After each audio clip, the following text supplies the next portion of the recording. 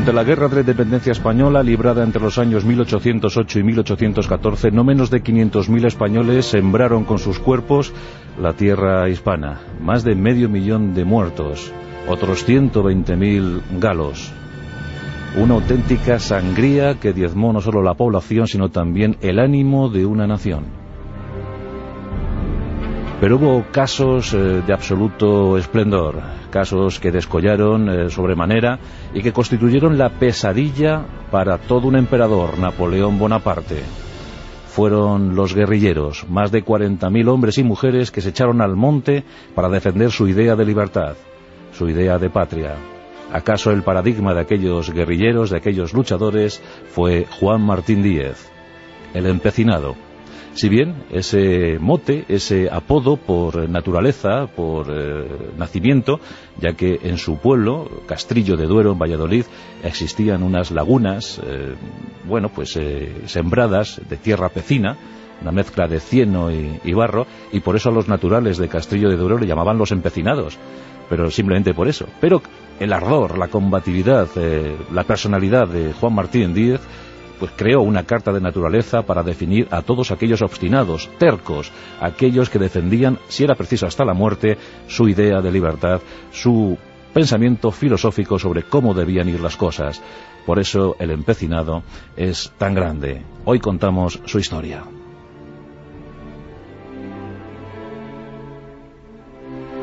Como os digo, vino al mundo en ese Castrillo de Duero, en Valladolid, un pequeño pueblo labriego que a duras penas lograba el sustento diario. Los empecinados trabajaban duro, muy duro, y se las tenían que ver con la tierra para alimentar la numerosa prole de sus familias. Y en el seno de una de estas familias campesinas vino al mundo Juan, un 5 de septiembre de 1775. Sus padres en ese momento no podían sospechar que aquel hijo sería uno de los hombres más indómitos, más bravos que vieron España en muchos siglos. Pero por el momento el pequeño Juan, Juanito como así era llamado, tuvo que abandonar los estudios. No quedó más remedio. Y su misión en la vida parecía el campo, coger los aperos de labranza y dedicarse a la siembra y a la siega de los cereales castellanos. Sin embargo, él vio cómo una vocación brotaba en su interior. Era la vocación de las armas. Él sentía que había sido llamado para la milicia, para luchar, para combatir. Le gustaba el mundo militar. Y por eso no dudó ni un instante en alistarse en el ejército español que iba a combatir en el Rosellón, en aquella campaña que se libró contra la Convención francesa. Ya sabéis que cuando los reyes franceses, Luis XVI y María Antonieta, fueron pasados por la guillotina, pues algunas naciones se rebelaron contra la recién nacida República Francesa y les declararon la guerra, aprovechando de paso la circunstancia para apropiarse de algunas tierras que, pues estaban en esas cuitas internacionales. En el caso de España y Francia, el Rosellón era la tierra por la que batirse. La guerra estalló con total virulencia en 1793 y hacia el Rosellón se dirigieron las columnas dirigidas por el general Ricardos. Un bravísimo general, un brillante estratega que supo dar victorias a España en el primer tramo de la contienda. En esos ejércitos hispanos figuraba ya Juan Martín Díez, un jovencísimo ordenanza de tan solo 18 años, que recibió su bautismo de fuego en aquella campaña feroz por otra parte. Aquellas victorias iniciales sirvieron para que Juan Martín comenzara a aprender, comenzara a adiestrarse, no solo en el manejo de las armas, sino también en la conducción de hombres. Por méritos propios, por méritos de guerra, se puso al lado del general Ricardo, siendo su más leal ayudante, y aprendió del general todo lo que había de saberse sobre la conducción de soldados en campaña. La guerra duró 2 años y terminó mal para las armas españolas. En 1795 se firmaba la paz de Basilea. El ejército regresaba a casa humillado y con el solo buen recuerdo de aquellas victorias del general Ricardos, quien no pudo ver culminada su campaña, pues falleció. Otra cosa hubiese sido si el general Ricardos hubiese permanecido vivo, pero falleció en mitad del conflicto, y esto permitió una contraofensiva muy eficaz por parte de las armas francesas y la toma de ciudades como Vitoria, por ejemplo.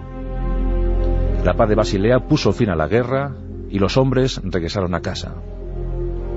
Entre ellos Juan Martín, y este regresó a su hogar con un odio concebido contra los franceses. No llevó bien aquello de la derrota. Él entendía que los españoles hubiésemos podido tener mejor suerte de haber sido bien dirigidos. Una obsesión desde entonces para Juan Martín Díez. Y regresó a su pueblo, y allí dejó las armas para volver a tomar los aperos de labranza. Parecía que su suerte estaba echada, que la labranza sería su futuro. Conoció a Catalina de la Fuente y con ella se casó para radicarse en el pueblo natal de esta, Fuentecén. Esto ocurría en 1796. Juan Martín Díez tenía apenas 21 años y ya pensaba en arraigarse allí en Fuentecén y dejar pasar los días viendo cómo el sol se levantaba a mediodía y se ponía por la tarde, con poco más que hacer durante la jornada, salvo labrar, salvo segar. Una vida monótona, rutinaria y desde luego muy distinta a la que él había soñado, a la que él había pensado. Sin embargo, la vida le iba a dar nuevas oportunidades de acción, y estas llegaron en 1808 con el paso de los ejércitos galos por tierras hispanas rumbo a Portugal en principio, pero luego, para pasmo de todos, estas tropas se asentaron en España. Nos encontramos en la primavera de 1808. A Fuentecén llega una pequeña columna de soldados franceses. Cerca del lugar se encuentra una comitiva mucho más amplia que necesita abastecimientos, necesita intendencia. Dos hombres, un sargento y un soldado raso, se adentran en el pueblo dispuestos a pasar una muy buena noche. Y según cuenta la leyenda del empecinado, el sargento gabacho tomó posesión del cuerpo y de la casa de una lugareña. La violó impunemente, la maltrató. Los dos franceses, al poco de perpetrar su acción, huyeron del pueblo.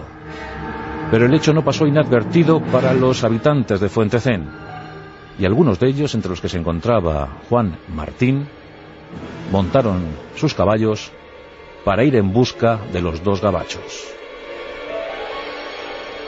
Al poco les dieron caza, así como suena, les dieron caza. Y el trabuco de Juan Martín ese día funcionó bien, pues le colocó una bala entre ceja y ceja al francés. Este cayó al suelo. Era la primera refriega entre Juan Martín y los invasores franceses. No sería la última.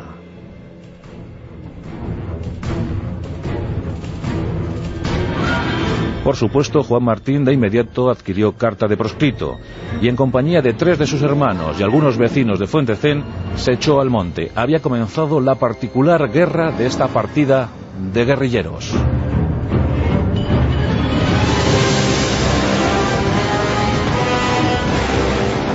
Desde entonces, los guerrilleros vallisoletanos y burgaleses, esos eran en principio los que